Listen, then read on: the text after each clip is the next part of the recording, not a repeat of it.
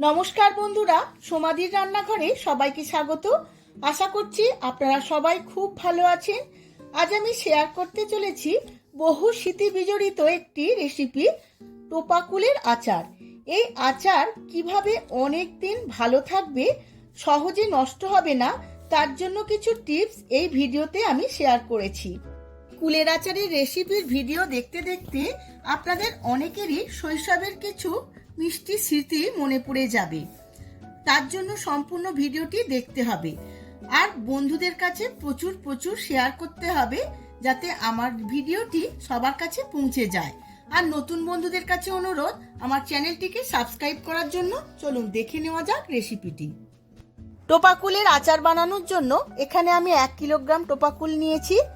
এখন ভালো করে ধুয়ে পরিষ্কার করে আমি 2 দিন রোদ খাইয়ে নিয়েছিলাম। এবার সমস্ত টোপা কুলের বোটাগুলো ছাড়িয়ে নিয়ে অল্প করে ফাটিয়ে নেব, যাতে সমস্ত নুন ঝাল মিষ্টি ঢোকে। টোপা কুলের আচারের জন্য একটা স্পেশাল মশলা বানিয়ে নেব। তার মধ্যে আমি কড়া বসিয়ে নিয়েছি। এখানে দিয়ে দেব 2টো শুকনো লঙ্কা, 1 চামচ 5 ফোড়ন, 1 চামচ জিরে আর 1 চামচ ধনে। মশলাটা থেকে সুন্দর গন্ধ ওঠা পর্যন্ত আমি ভেজে নেব। মশলাটা থেকে খুব সুন্দর একটা গন্ধ বেরিয়েছে। আমি 2 মিনিটের মতো মশলাটা ভেজেছি। এবার একটা মিক্সিতে আমি সমস্ত মশলাটা নিয়ে নেব। এর মধ্যে 1 চামচ নুন দিয়ে দেব। এবার একটা গুঁড়ো করে নেব। আবারও কড়া বসিয়ে নিয়েছি। এর মধ্যে আমি 2 চামচ সর্ষের তেল দিয়ে দিয়েছি। তেলটা খুব ভালো করে গরম হয়ে গেছে। এবার এর মধ্যে দিয়ে দেব 1 চামচ 5 ফোড়ন আর 2টো ফাটিয়ে নেওয়া শুকনো লঙ্কা। তেলের মধ্যে ফোড়নটা খুব ভালো করে ভেজে নেব।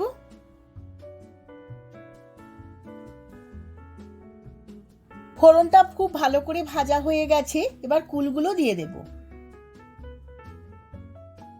কুলগুলো আমি ফোড়নের সাথে খুব ভালো করে 2 মিনিট ভেজে নেব। কুলগুলো 2 থেকে 3 মিনিট খুব ভালো করে ভেজে নিয়েছি। এবার এর মধ্যে দিয়ে দেব 600 গ্রাম আখের গুড়। গুড়টা দেওয়ার পর কুলের সাথে নেড়ে নেড়ে খুব ভালোভাবে মেল্ট করে নেব। এইভাবে আমি 2 থেকে 3 মিনিট ভালোভাবে রান্না করব।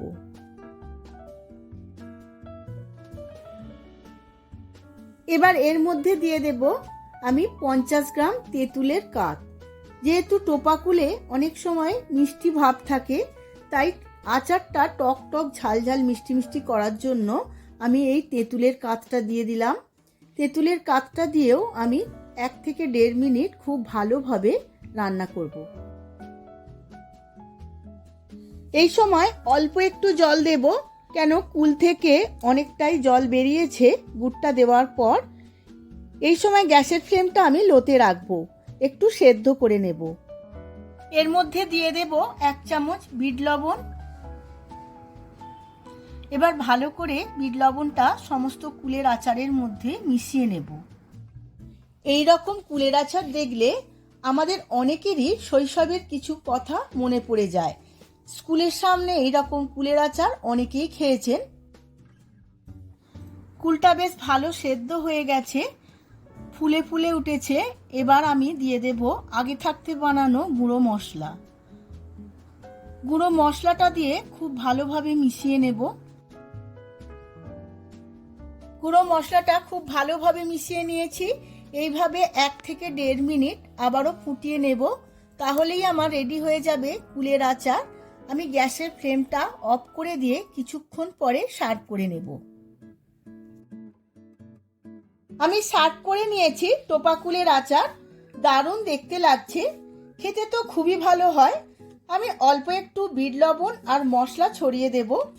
আপনারাও এই একইভাবে বাড়িতে বানিয়ে ফেলুন আর কাচের বয়ামে রেখে অল্প কয়েকদিন রোদে দিন আর বহুদিন খান বা খাওয়ান।